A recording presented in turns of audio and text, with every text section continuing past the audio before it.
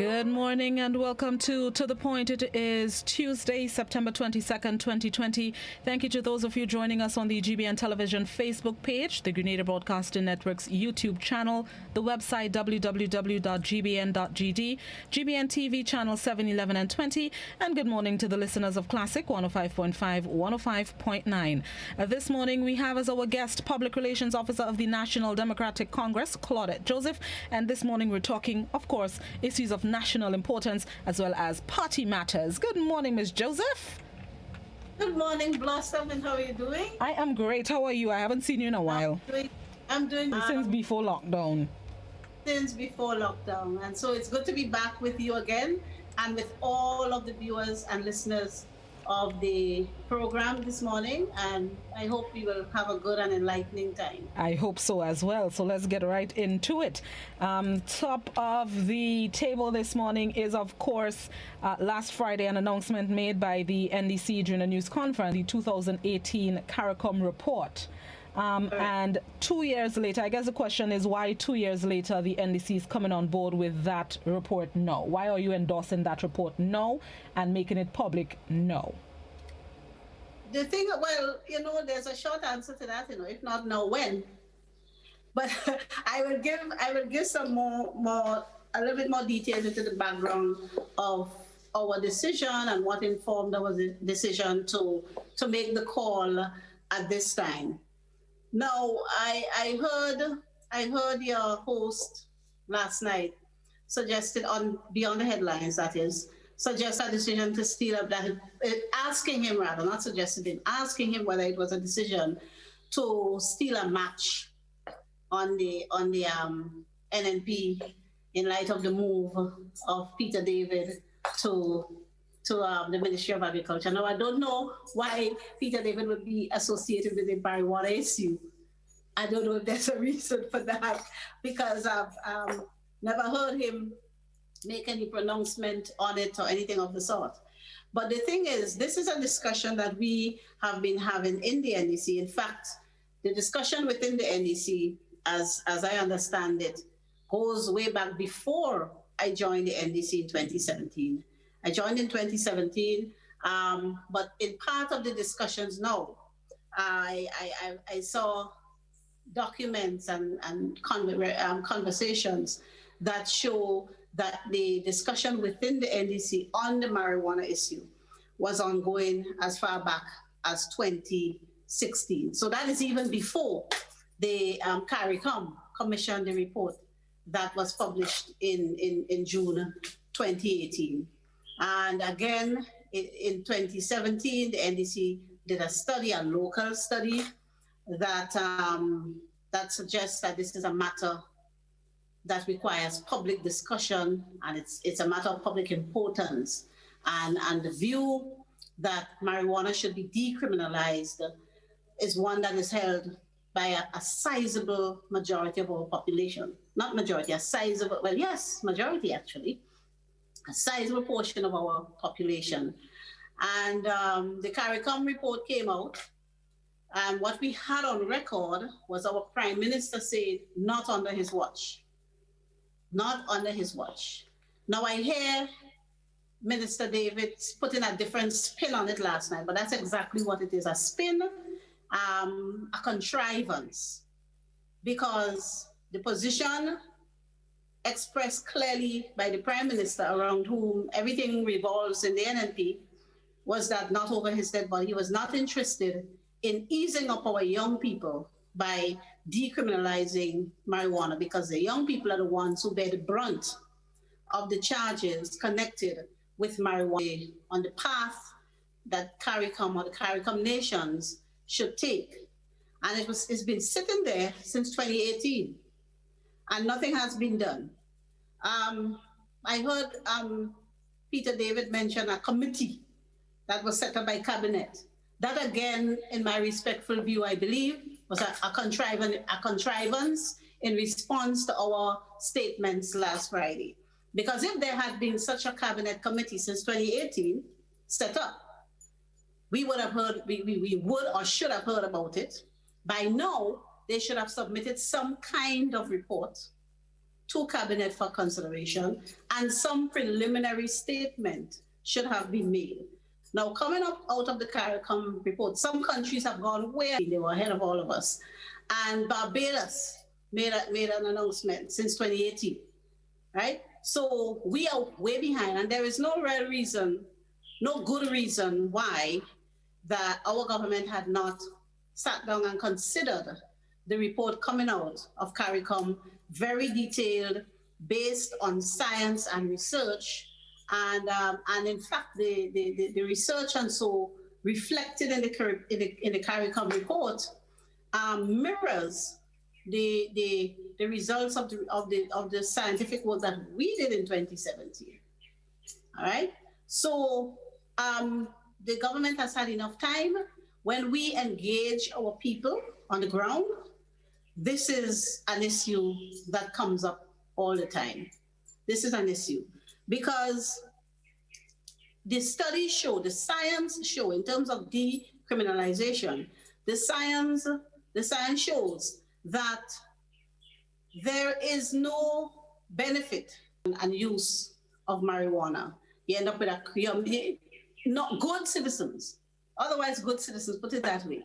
Otherwise, cannot apply for or obtain certain jobs. And we are in an environment where we have high unemployment. So what people, particularly our young people and especially our young men.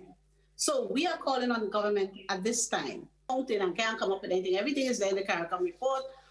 That's why I don't believe there's ever a committee, because it's not something the Prime Minister is in favor of, and some of his main advisors are also not in favor of it. We know that. So we in the NDC are saying, if we form the government, not if, let me correct myself, when we form the government, we will take steps to decriminalize marijuana and ultimately to legalize marijuana. That's the position we have now, and it is based on good, solid scientific work, and it is reflective of the views of our people, particularly our young people who are adversely impacted by the continued criminalization of marijuana. There are some people who may be on board with that, but then there are others, of course, who would object to decriminalizing and, like you said, with the eventuality of legalizing. What about the people who are concerned about the abuse of marijuana, or this is an illegal drug, no, let it stay an illegal drug? How would you respond to those people who are absolutely against? Leaders of these segments of people, whether it's a religious community or the people who are elder, in the older brackets, because the studies kind of show that there's a big disparity between the people over 60 and those between 16 and 35 in terms of how they view the thing. But what the studies show, and Jamaica provides a classic example. Other countries like Canada and so, who have decriminalized, and certain states in the United States, the studies show that there is no appreciable increase in the use of the substance. Now, first of all, when we talk decriminalization, we're talking about removing the criminal element, the criminal component of use of the substance in small quantities. For example, in Trinidad, anything below 30 grams, you can carry a couple split, anything below 30 grams, right? Something like that. Canada, you can grow up to 4 or so marijuana trees for personal use. And so you talk personal use, meaning for recreation, and the people who use marijuana will tell you recreation, the word recreation is not even necessarily an accurate description. Soothes and it has a calming effect. And that is played out or referred to in several of the studies, the documents and so that we have studied, and the people that we have interviewed when we did our study way back in 2017. So there's that use of it, and then there are those people who use marijuana already, good citizens.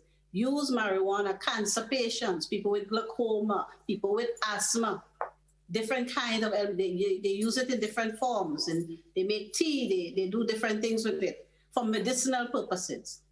And as the law stands now in Grenada, once you have any amount of marijuana in your possession, you are breaking the law.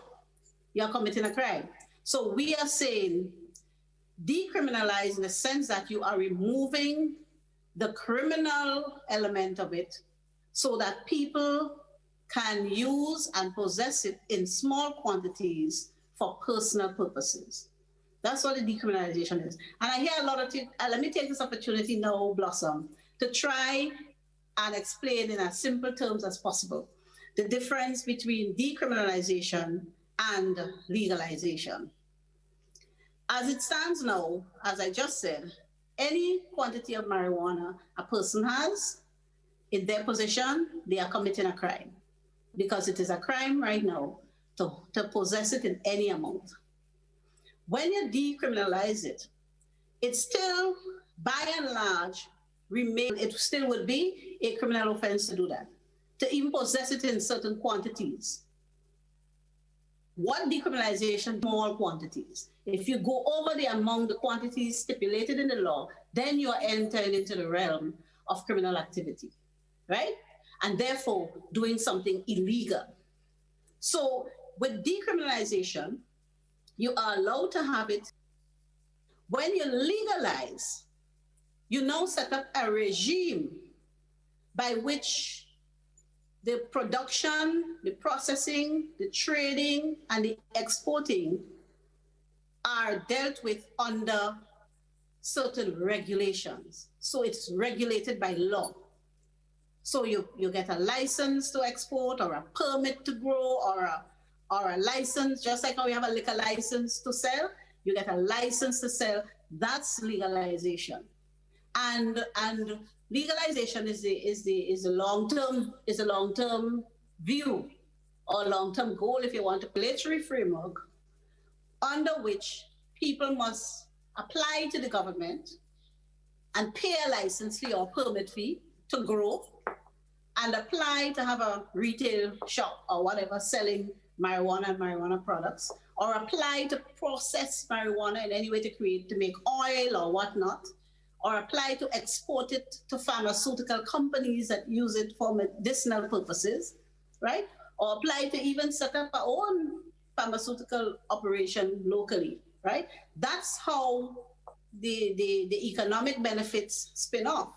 And what legalization does, as has been shown in some countries that have already done it, is that it sort of pulls the rug from under the feet of, we know the drug trade is a complete under the underground black market kind of arrangement. They pay no taxes, their money is illegal. To get it into the system, they have to commit a crime to get their money into the system, the crime of money laundering, right?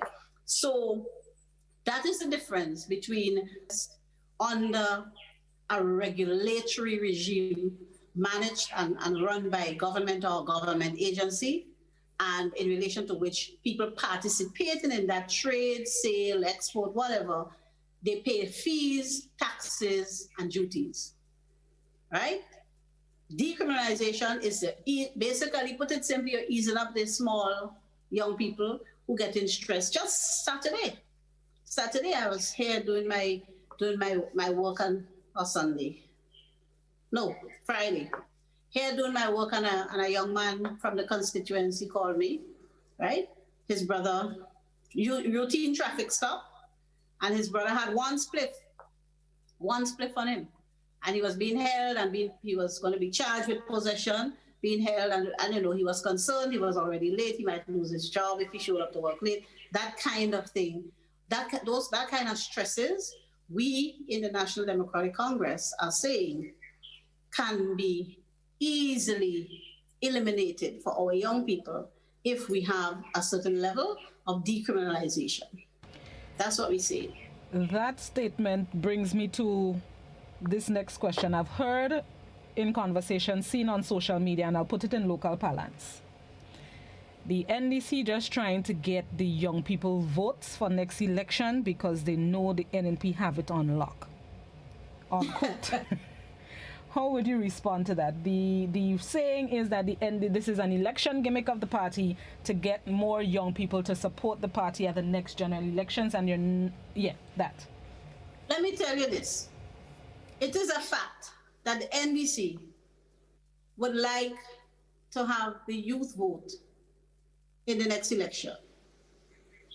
It is not a gimmick, because the purpose for which we need the young people to support us is so that we can execute on the superior vision that we have to that of the NNP. We believe in our young people. We want to see our young people grow, develop, and realize their fullest potential. But from where we sit as the NDC, the most we can do is pressure the government, talk, right? We cannot even in any real way or direct way influence policy, because we're not in the parliament. And that's why it's important. Even if you don't never. It's never a good thing to not have a parliamentary opposition. We believe in our young people. We are the ones who put forward in our policy document in 2016 the policy position that we would purge criminal convictions, because we are interacting with people who cannot get a job on a cruise ship because they have a small fund, but they can't get a job. You can't get a job in local businesses because they ask for a police record. And once that police record is there, it's difficult, right? In some instances, impossible, because it's a precondition that you must have a clean record to get a job. So we are aware of that. So we said in our policy document in 2016 that we are going to pass legislation and set up a structure to purge criminal records for over a certain time. In late 2017, about 5-6 months before the elections, the NNP ran in parliament and passed a law. They didn't even do it properly, so that the thing is not even working properly now, right? Because they don't have the vision. We have the superior policy position, right? Even people who don't support the NDC would admit that, right? So we have the programs and plans, and they have no vision. They're out of it. They burn out. They have nothing new to offer. So they went to our policy document. They saw that they see it as an opportunity now to win some votes among young people who may have a conviction. They run and they pass a piece of law, and it's not even done properly. It's not having the impact that we envisage such a policy should have. We were the ones who said in our manifesto and our policy document that we would establish a special victims unit. Lo and behold, they set up a special victim. We provide the vision for this country. And we, as I said, we have been considering this for a long time. If it was an election gimmick, we would have done it. When we did the study in 2017 and the results came back, we would have done it for the 2018 election. It is not an election gimmick. At the time, we considered that for that precise reason. There are certain segments of the society that we felt we needed to engage with on a deeper level, right? And we also didn't want it to be viewed as just a fancy election gimmick like the big announcement that we have all. That was an election gimmick, right? And we are not involved in conning and tricking the people. When we make a proposal, it is solid and it comes from a good place, and we have studied it, and we know that the implementation will result in benefit for our people. What is a gimmick now is Peter David coming on it to believe that. Right? That is a gimmick. What is a gimmick is Roland Bowler coming on the news the same night when we announced our position to say, well, thank you to the NDC for announcing something we were going to do. If you were going to do it, why didn't announce it before? You have all the resources and the apparatus of the state. You have all the personnel. You have the whole legal affairs department. You have everything. You have the Ministry of Finance. You have the youths, as you say. You have the youth vote, right? That is why you feel you had a vote already. You could get a vote without marijuana. The dictator doesn't like proposal and you run scared. That's what's going on here. Run scared. So they start to say, well, we were going to do it where we have committees set up for people because we put people first. And the young people are waking up to that reality. I listened to some of the young people, the independent activists who are speaking. And if you listen to them well, they are saying exactly the same thing that the NDC has been saying all along. So we are very happy that our message is getting through. We are very happy, even if some of them didn't even realize it. But they have been listening. Now we know they've been listening. Our message is getting through. So we are skeptical about the idea of treating marijuana in the way that we suggested, injurious to the human body than marijuana. So is tobacco. Holland had decriminalized marijuana since in the 90s. And it is still a thriving society with all the morals and values and whatnot. And the whole nation hasn't gone crazy. It's still one of the developed countries of the world. Canada has done it. The United, some of these, many cities in the United States. So we just have to do it properly. And another thing is that we in the Caribbean must position ourselves. It becomes open because that's where the world is heading. And we have the natural environment. Ralph Gonzalez has gone way ahead of us in terms of preparing St. Vincent for export for medicinal purposes. So we're catching up. And Grenada is not usually, it's only under Dr. Mitchell in the last 20 years. We follow it, but we have always been leaders. Let's take a very quick break and come back inside and continue the conversation. Public Relations Officer of the NDC, Claudette Joseph. We're going to pay some bills and then come back. This is To The Point.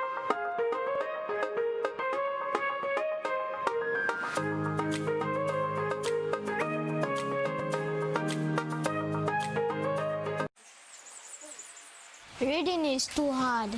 Reading school books is lame. I'd rather read about children like me and cool things.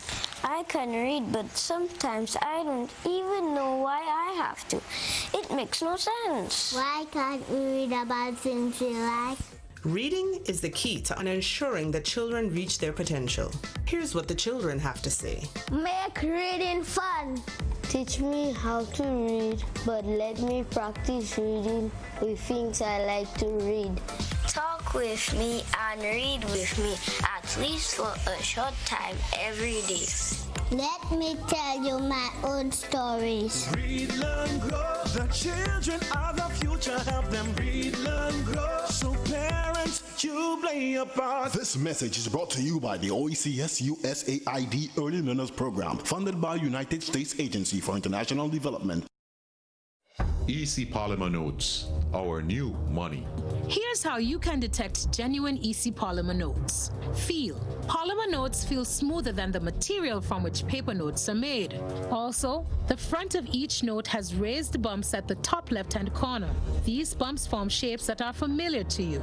Look for the clear window at the front and back of each note. This window allows you to see through the notes. Tilt. A holographic foil is on the $100, $50, and $20.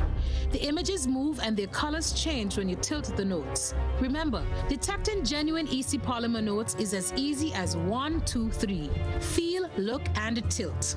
EC Polymer Notes. Cleaner, safer, stronger. Let's Cook Grenada, a practical culinary guide to local cuisine. Learn new ways to prepare your favorite foods or try different menus from various locations across the island. Let's Cook, Tuesdays at 8 p.m. on GBN Television, Channel 7 and 11, GBN's Facebook page, and GBN's YouTube channel.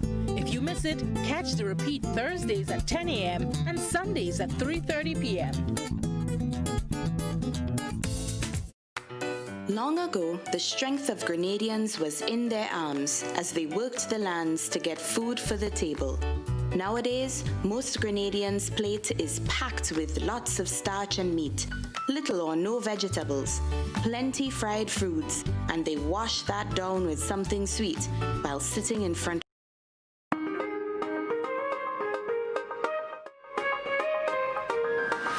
Welcome back to The Point. We're speaking with Public Relations Officer of the National Democratic Congress, Claudette Joseph. Before we go to the phone lines, I wanted to ask, because I have a feeling where the conversation would go, but I wanted to ask, as we are roughly 2.5 years away from when but I remember a few months ago there were some concerns with the electoral office. Do we still have those concerns? Have they been fixed? Are we tackling them now before we get closer to 2023? Unfortunately, Blossom, those concerns have not been resolved. And there are a few. Certain constituencies in the NDC, we filed objections to certain people who were on the list who should not have been there. We did it in the town of St. George, Northeast, St. John, Carriacou, a few of the constituencies. And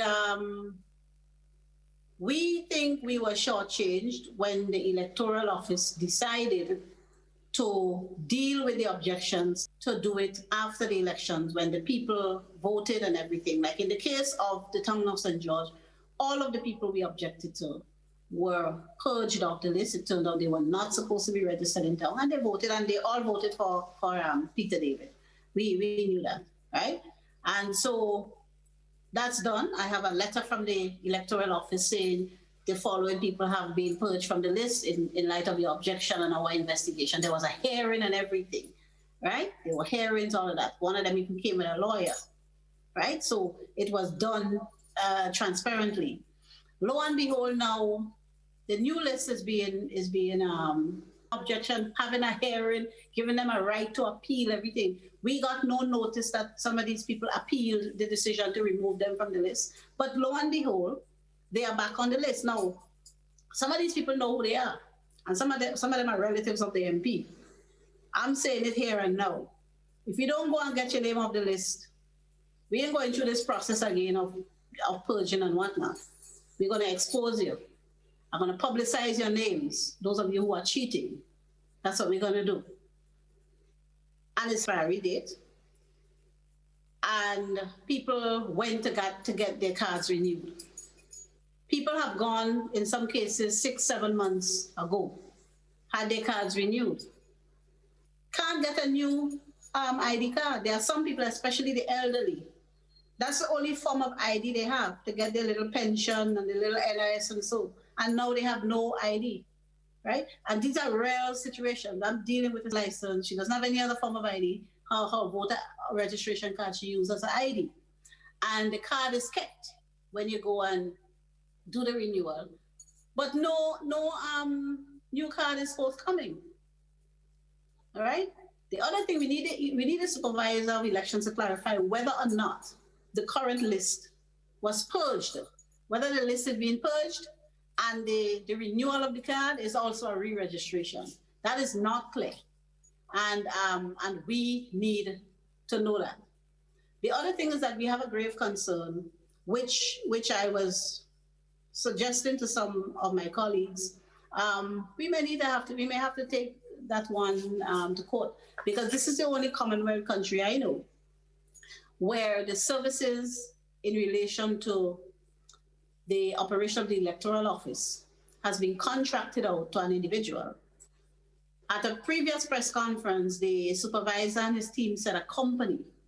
Now I'm telling you, people of Grenada, I have done the research. I've checked. Well, office, some of the IT services have been contracted. There is an IT specialist inside of the electoral office, and there's an IT unit.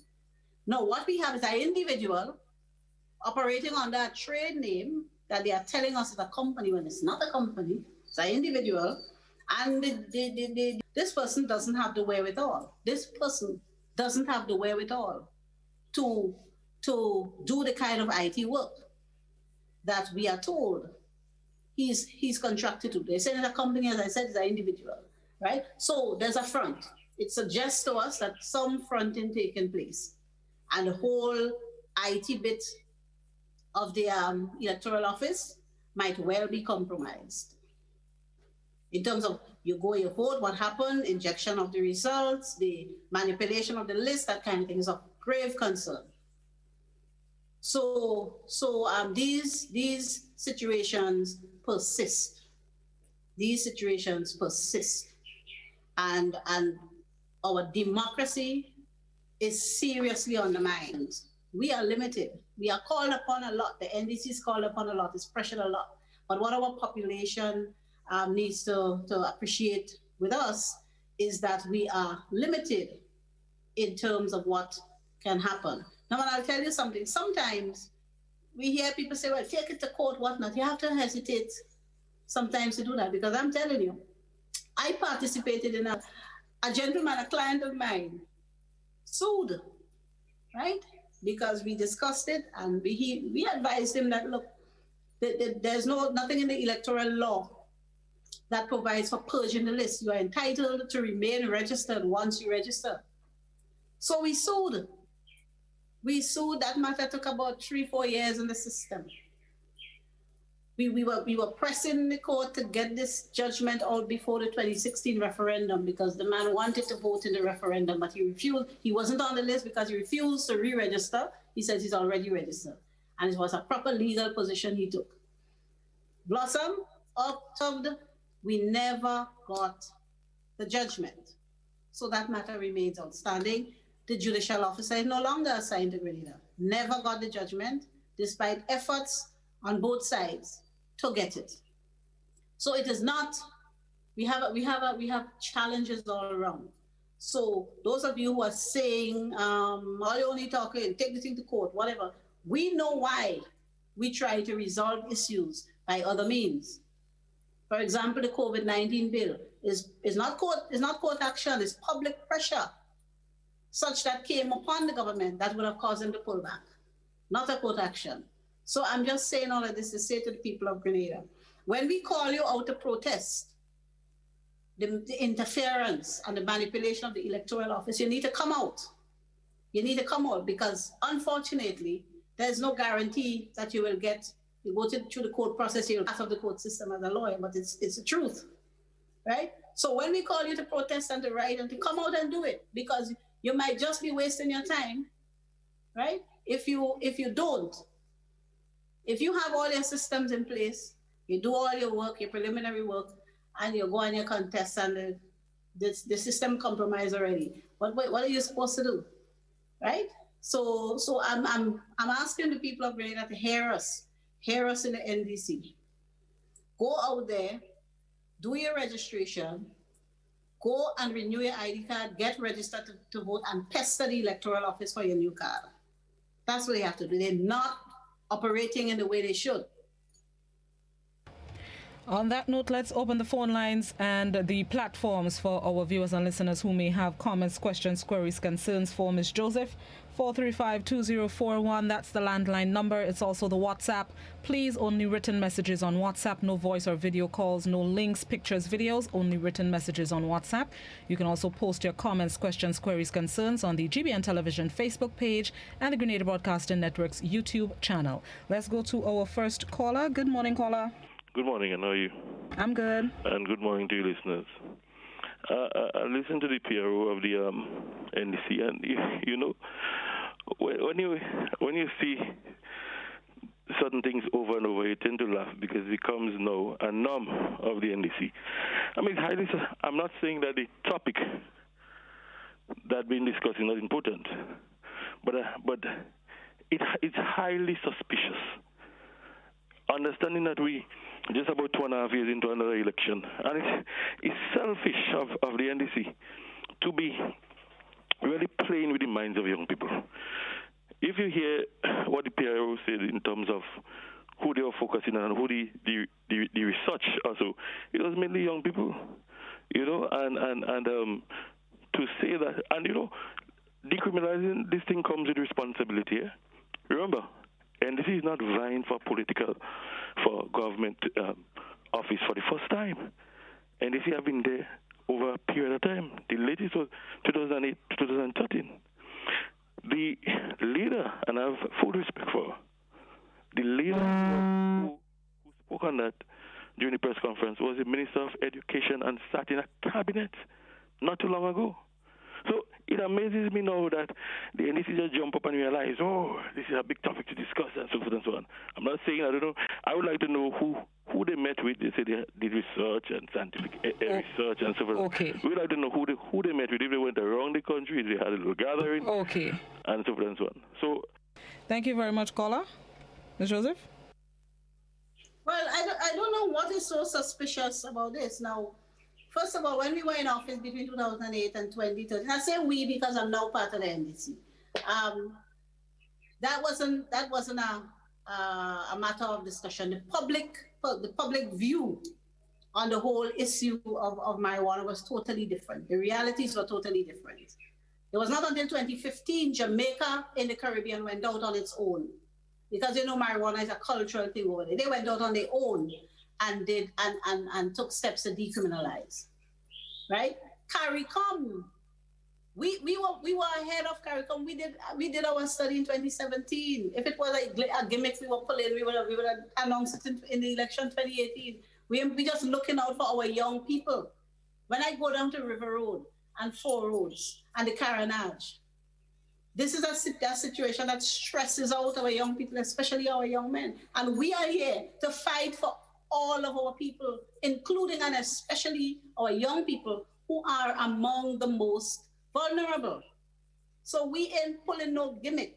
It is the NNP who's pulling gimmick when they have the young people stuck in the Imani program and the Empower program and the traffic wardens in a position where they will never be able to, with that salary, buy a piece of land, buy a vehicle, own a home, even pay for a wedding if they want to get married to the person they love.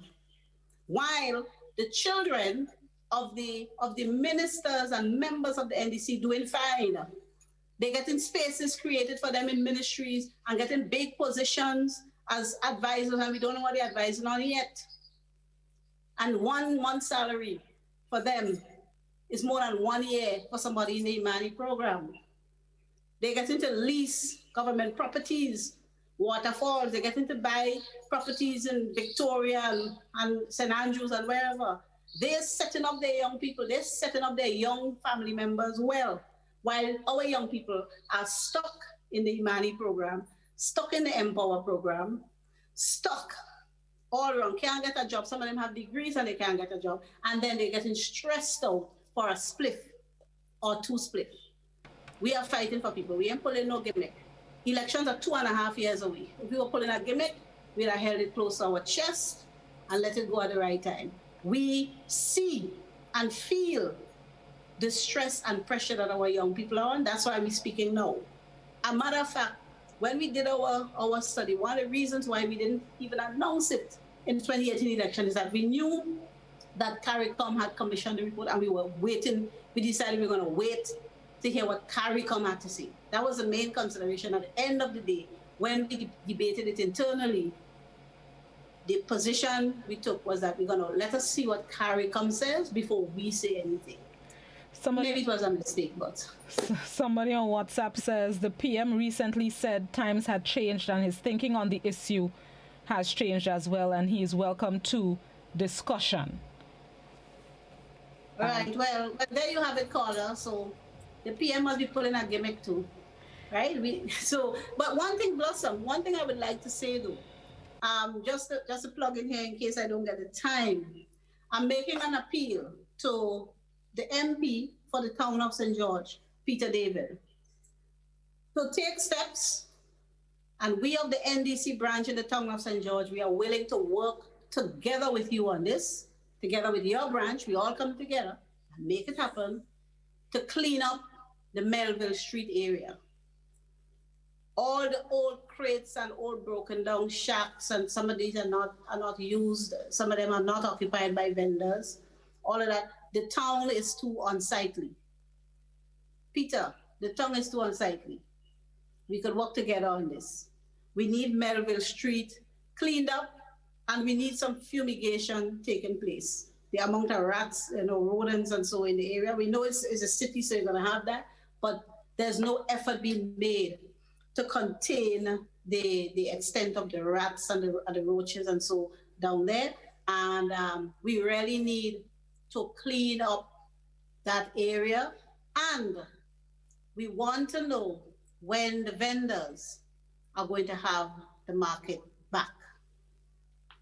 I just wanted to say that before time ran out on us. Well, actually, that was a statement on the WhatsApp to ask you to ask the representatives to clean up Melville Street and the bus terminal to the gas station area, so on and so forth. So you preempted that person's question. Let's go back to the phone lines. Good morning, caller. Good morning, Blossom. And how are you this morning? I'm good. Well, I'm listening to your lady who is there. I want to remember 2008 when NDC won. They had promised so much things. That promised pensioners $400 a month. They never get even as much as $25. Personally speaking, if my mouth was in the floor, to vote for them for that. What happened to that? Nothing. They promised so much things and nothing. She's promising to clean up Melvin Street now. There was there in 2008. Why didn't they clean up Melvin Street? It's the same thing like it was in 2008. I want them to just stop speaking gobbler and speak sensible. The problem is, she said when they win, NDC have no chance of winning in this country at any time whatsoever at all. So what she's talking about means nothing. Tell her keep herself quiet and go and sleep. Thank you very much, caller. See, I guess they said the cell phone credit for the NNP calling brigade this morning, man. They come in fast and furious. They line them up. But don't worry, I have answers for all of y'all. Now, the $400 a month the NDC promised, there are good reasons why we couldn't do it. Because you know why? Dr. Mitchell wrecked, between he and Boson, they wrecked the Ministry of Finance, and we were broke when we came in. So couldn't do that. The other reason is that we all know when the NDC came in, they had the global crash. The great United States had to do stimulus packages to save their banks and their major automobile companies and so. So we know that's a fact. The interesting thing is this government, when they are speaking of certain things, if they're speaking for out there, the IMF, the international community, they tell the truth. They tell the truth that the difficulty the economy had in 2008 to 2012, thereabout, was as a result of the combined effect of the global crash and still the lagging effects of Hurricane Ivan. They do that. When they're speaking locally to their supporters, it's Nazim's fault. They're dishonest. I remember pointing that out to a lawyer friend of mine. One day we were talking, and she said to me, well, one is for foreign consumption and one is for local consumption. They tell two different stories about the same thing, right? The promises we made, we delivered on. We delivered on the school books program that eased up people. We delivered on more scholarships. We delivered on the free barrels program. We delivered on the seed program that the NNP has now turned into a party thing where to use to buy votes. You have to be NNP, and you have to show your voter ID card. They want no other form of ID when you go to collect that seed money, That's another thing Blossom had to come back for us to talk about, that whole seed thing and how they have cash. They have people going to different places, sometimes in people's homes, to collect cash. So they're getting government checks and cashing it.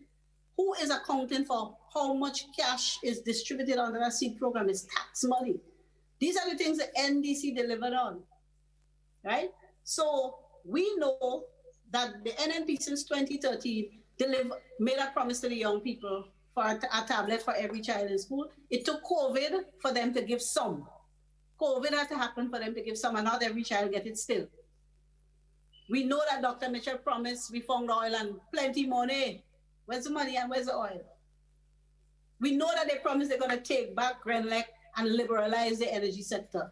They lost the case, and all they end up with $200 million and counting every month. That's what they promised, and those are the things they deliver.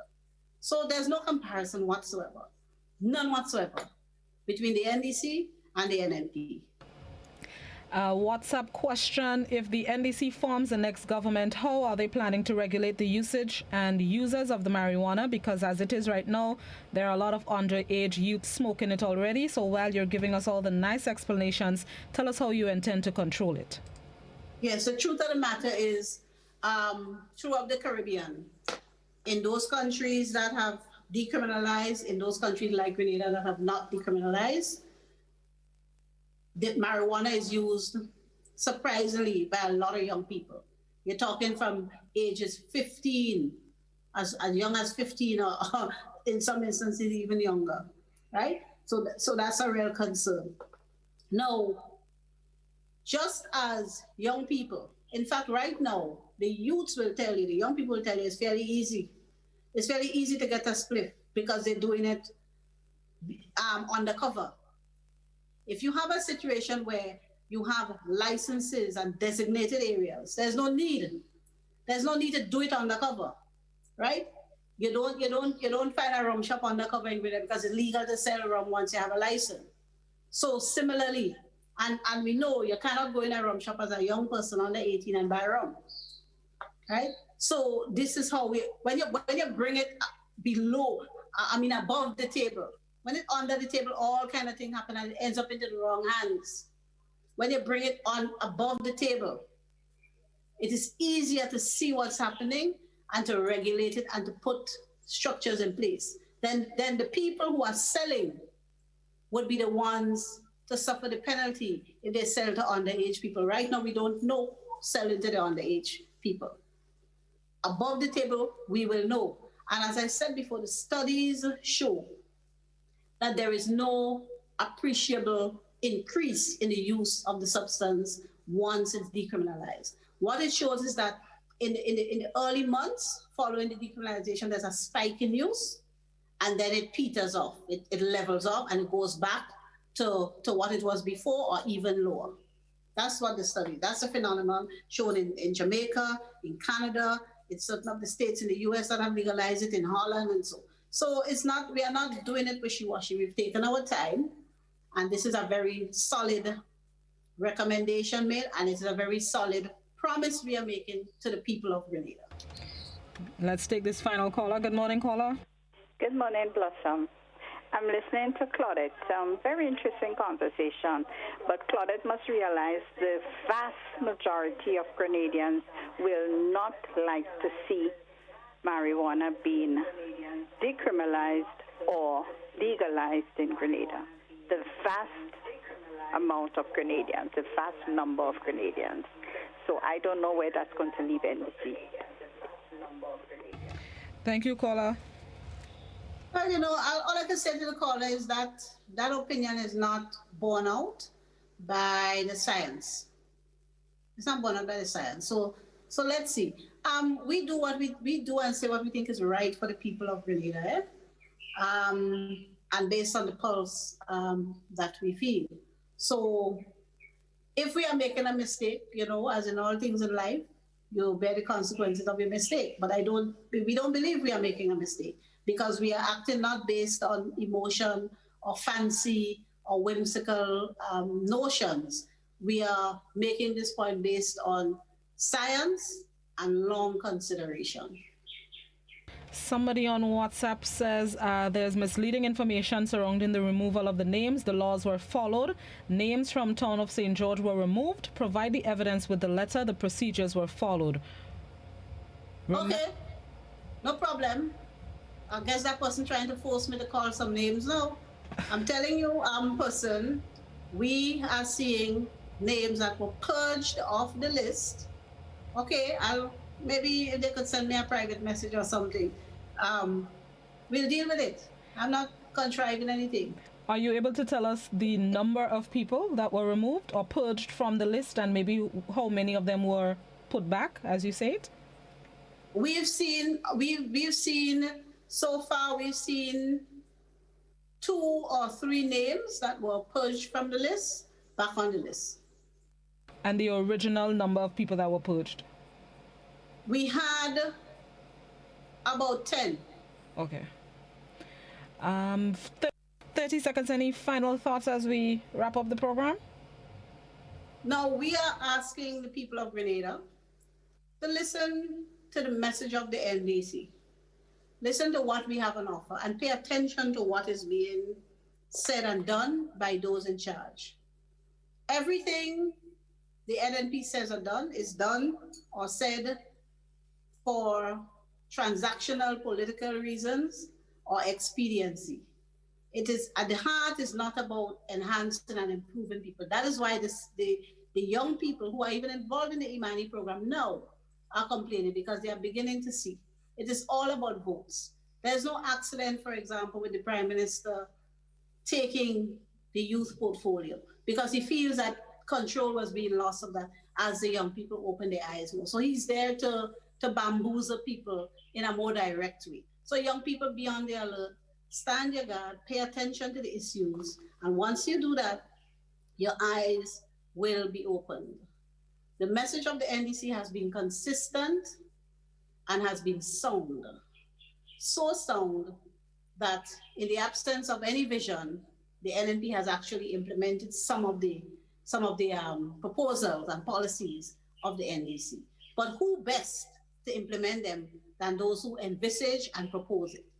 So I have no doubt, 100%, that an NDC administration will perform way better. And we are asking to continue to rally with us, lend support in kind, in resources, in advice, however you can, so that together, we need to unite together to save our Grenada, because there are so many other issues, the sense of a loss of control of our own destiny and patrimony. That's a big issue now. We are being sold out right under our noses and our feet, and we feel powerless about it. We have to take back the power. And NDC is the only organization poised and in a position to lead that wresting back of our country from these sellouts who have it now. Thank you. Thank you very much, Ms. Joseph. Have yourself a good day, and thank you for speaking with us this morning. Enjoy your day and the rest of your week. Thank you very much, Blossom, and thank you so much to all your viewers. It was great to be back, and hope I'll be back soon. Thank you. Sure, no problem. Thank you. All right.